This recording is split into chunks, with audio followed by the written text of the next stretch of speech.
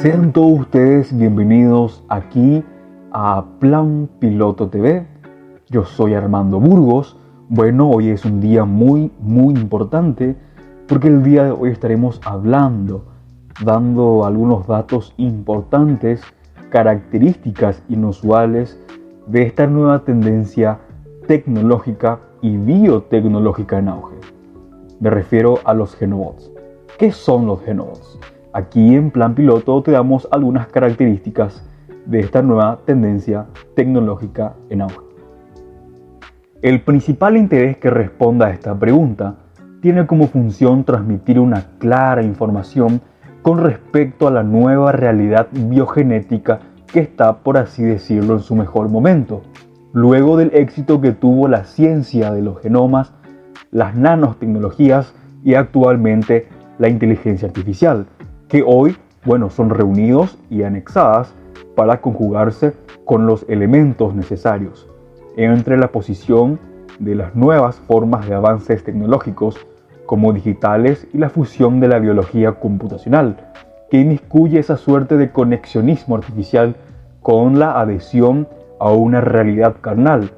Esta última es un factor de controversia constante que equivale a decir que esta fusión tanto de la carne animal o humana como la de los programas algorítmicos desemboquen en problemas insolubles en el futuro, dado que a la vista de algunas comunidades científicas de todo el mundo, esto sobrepasó los marcos preestablecidos por la comunidad, por lo que han manifestado su desacuerdo ante esta inusual creación híbrida, auténticos cyborgs en auge, donde sus proyecciones están delimitadas por la medicina, la biología, la física, las ciencias computacionales y más.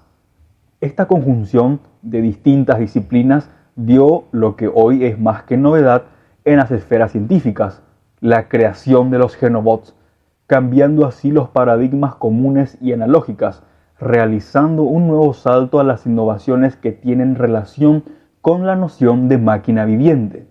Los genobots, como entes cibernéticos o seres autorregulados por un algoritmo maestro, que debe entenderse como una cibergénesis, escenifica la forma más avanzada de un bot, tal como nos ideamos comúnmente en la existencia de la historia de la robótica, por lo que su figura hoy posee un curso particular y extenso, rediseñando las estructuras internas de las futuras creaciones que tendrán como base a los propios genobots como modelos a seguir y permitir inimaginables creaciones capaces de modificar para siempre nuestra percepción del mundo.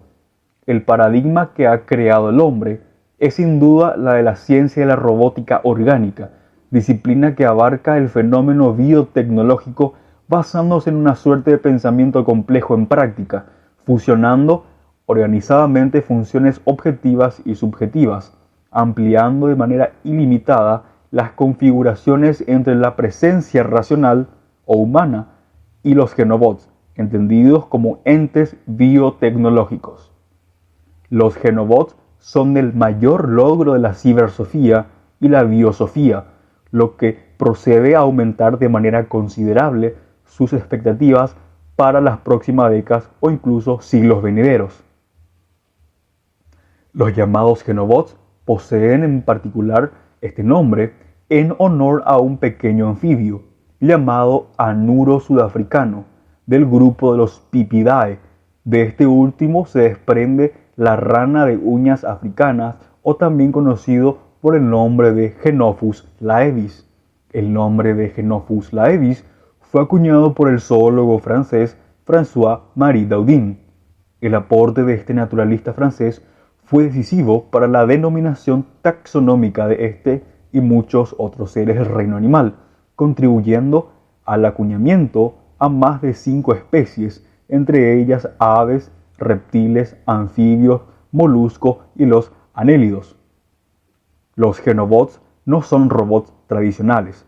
La diferencia entre un robot y un genobot reside en que un robot es por sí mismo ya un concepto como un hecho arcaico y desfasado, ya que la estructura física o virtual de éste reside en su mecanización artificial rudimentaria.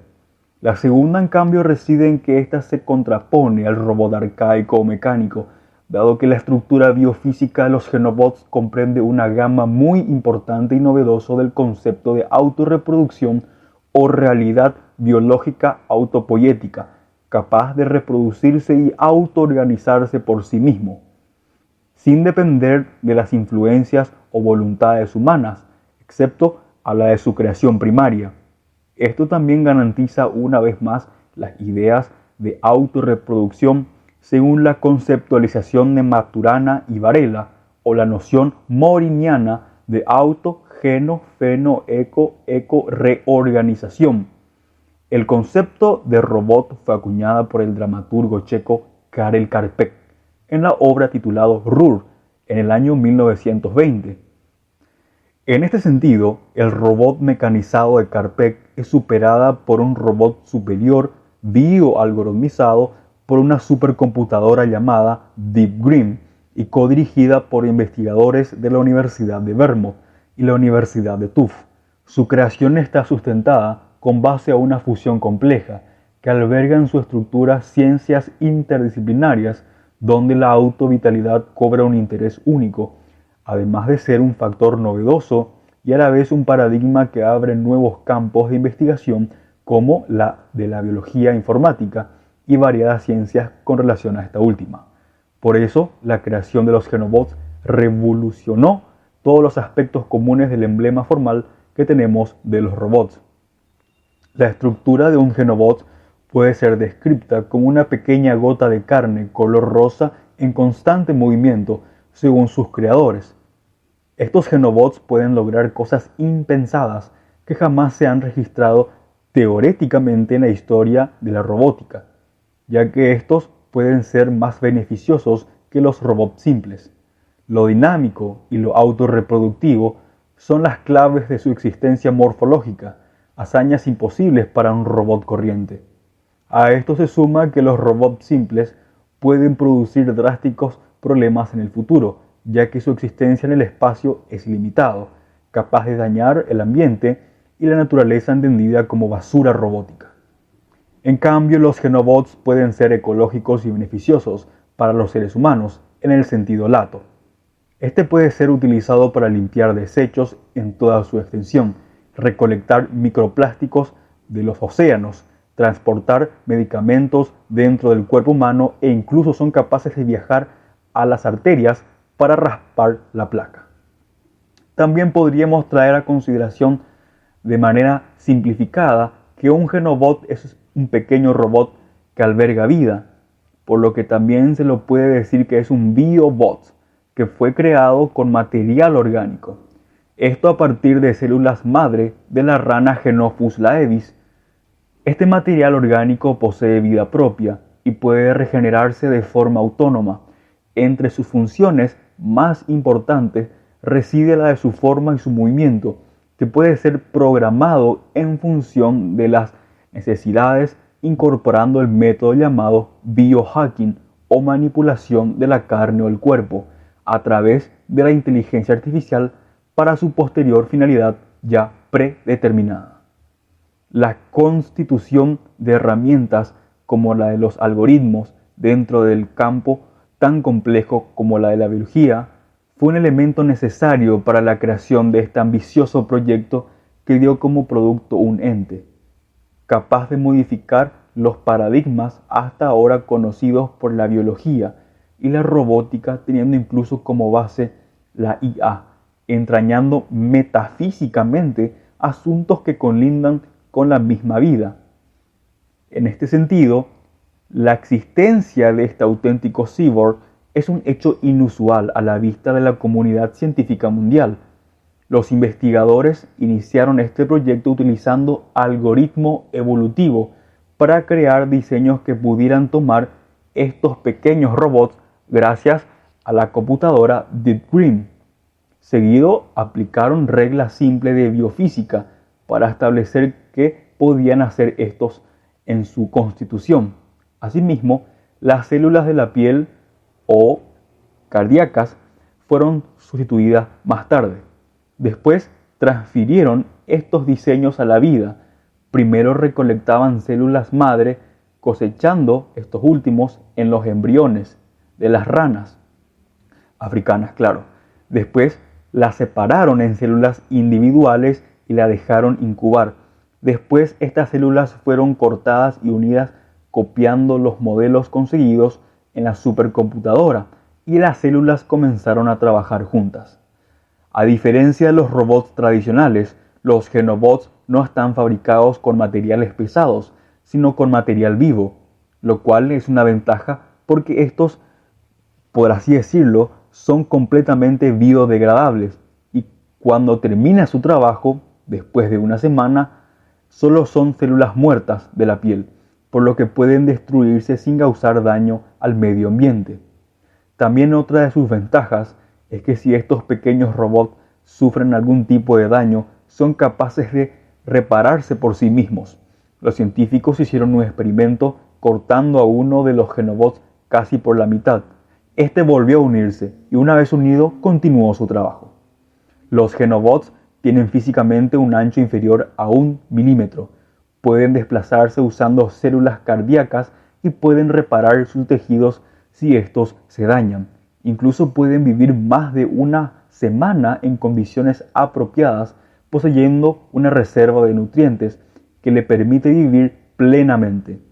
Sus respectivas potencialidades incumben a la salud, la biología y la ecología. Los investigadores de la Universidad de Vermont, como la de Tufts, también han presentado una nueva generación de genobots llamados Genobots 2.0, los cuales son una versión mejorada del Genobots 1.0. Los Genobots 2.0 son virtuosos. Estos pueden trabajar en conjunto y curarse entre sí mismos. Incluso son más rápidos, viven más tiempo que los antecesores. Y aquí un punto interesante, son capaces de recopilar datos e información sobre el entorno que les rodea, por lo que es apropiado decir que poseen una capacidad vicaria, capaz de memorizar la realidad garantizando en óptimas instancias la propiedad cognitiva de estos pequeños cibororganismos, que sustentan su capacidad para aprender. Esto sin duda es un riesgo complejo. Estos nuevos seres, mitad robot, mitad rana, son los primeros seres elaborados con base a células, madres y materiales, vivos y sin necesidad de ensamblarse de modo mecánico. Su alma, a modo de chiste, es sostenida por un software que literalmente emula la selección natural. El software algorítmico es la encargada de proveer y diseñar su existencia a través de la cibergénesis. Estos organismos reconfigurables son sin duda formas de vida completamente nuevas, dijo Josh Bongard, uno de los responsables de este proyecto y miembro de la Universidad de Vermont. A su vez, dijo que éstas tienen la capacidad de convertirse en distintas células. En su artículo titulado Una tubería escalable para diseñar organismos reconfigurables del año 2020. Dice Josh Bongard en el artículo: la mayoría de las tecnologías modernas se construyen a partir de materiales sintéticos en lugar de vivos, porque los primeros han demostrado ser más fáciles de diseñar, fabricar y mantener. Los sistemas vivos exhiben robustez de estructura y función y por lo tanto tienden a resistir a adoptar los nuevos comportamientos que se les imponen. Sin embargo, si los sistemas vivos pudieran diseñarse continua y rápidamente ab initio y desplegarse para cumplir funciones novedosas, su capacidad innata para resistir la entropía podía permitirle superar en creces la vida útil de nuestras tecnologías estáticas más potentes. Subrayemos un punto no menos importante dentro de este video, que es la cuestión de los riesgos en el futuro. Según esta investigación, estos seres no pueden producirse ni evolucionar. Esto gracias a un algoritmo que está prefijado automáticamente a que estos seres no respondan a esa lógica, la lógica de evolucionar por sí mismos. En ese punto es totalmente un hecho irrefutable, pero existe la posibilidad de manipulación para otras finalidades, aunque estas orientaciones e ideas no están fundamentadas. pueden ser válidas dentro del campo de un posible hecho especulativo. Los riesgos a que exista una inteligencia artificial maligna capaz de no responder a las programaciones preestablecidas es una realidad. Por lo tanto, el humano se ve nuevamente entre dos presiones, la de crear innovaciones y a la vez aporías insolubles. Además, existen riesgos a un ataque de hackeo, riesgo que también ronda en áreas como la ciberguerra, una hipótesis que tiene principal atención a intenciones oscuras, tanto de los gobiernos como de los civiles anónimos. Estas posibilidades parecen extraídas de un relato de ciencia ficción distópico, donde las ciencias duras son las principales fuentes de creaciones y finalidades oscuras. La principal financista de estas creaciones novedosas es la Agencia de Proyectos de Investigación Avanzada de Defensa de los Estados Unidos, o conocido por las siglas de DARPA. DARPA, una agencia federal que supervisa el desarrollo de tecnología para uso militar, es aquí un punto que no debemos pasar por alto, ya que las mecenas de las fuerzas militares no traen exactamente fines socialmente beneficiosas. Es por eso que debemos tener precaución en cuanto a la floreciente virtud y terreno que va abarcando esta nueva invención del humano, que sutilmente propone fines ecológicos y ambientales y que se fusiona con el eufemismo del bienestar de la tierra. Es de igual manera un riesgo, pero irónicamente la visión y misión militar en las ciencias tiene como objetivo fines no poco éticos y morales dentro de las afecciones humanas. En sí, este proyecto podría mejorar aspectos importantes de la vida humana, como la de la prolongación de la vida o la regeneración de miembros perdidos o amputados, tanto para humanos como animales. Esta es una visión optimista, pero más allá de esto tenemos vertientes que se contraponen a estas visiones esperanzadoras de la ciencia, que ofrece la ciencia en su entorno, ya que estas pueden ser riesgos llegando al caso de creaciones malignas, seres que promuevan actos irreversibles para la humanidad. ¿Se imaginan Genobots de 30.0 o 50.0 en vez de los Genobots de 2.0 hoy conocidos por las calles de tu ciudad en los próximos 3 lustros? Esta idealización es sin duda una forma de replantear lo que pronto vendría a ser una realidad.